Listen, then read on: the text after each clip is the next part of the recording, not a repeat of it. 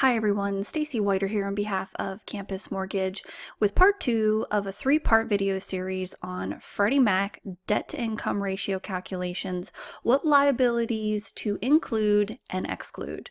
Now, just a quick reminder before we get started, this video is for informational purposes only and should not be considered legal advice or used in place of Freddie Mac guidelines.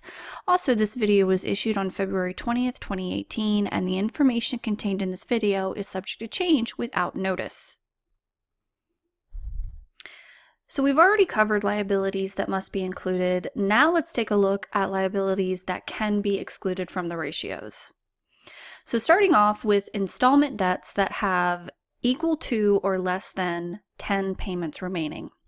You can also exclude student loans under the following programs.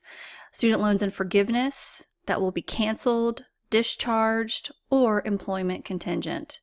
So let's take a look at this a little bit further.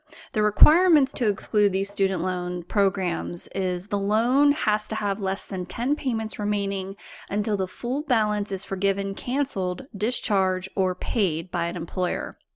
Or the monthly payment is deferred or in forbearance and the full balance of the loans will be forgiven, canceled, discharged, or paid at the end of the deferment or forbearance period.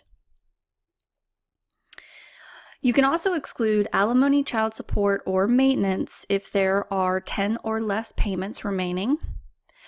You can also exclude monthly payments on revolving or open-ended debt accounts that are paid off in full monthly. So for an example, an American Express card that someone pays off monthly can be excluded as long as the lender documents that the borrower has sufficient assets outside of what's needed for closing to pay off that account.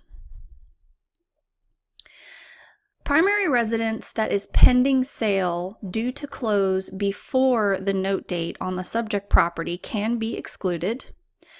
A primary residence pending sale due to close after the subject property note date can be excluded as long as the lender obtains an executed sales contract or an executed buyout agreement, which is part of an employer relocation program.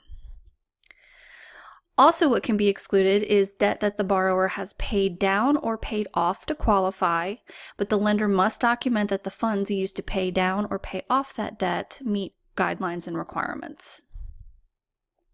All right, that concludes part 2 of this 3-part video series. Thanks so much for watching. For more tips and videos, please visit campusmortgage.org to look for their weekly mortgage video tips designed for all mortgage professionals, including underwriters, loan officers, processors, closers, and post-closers. Have a great day. We'll see you soon.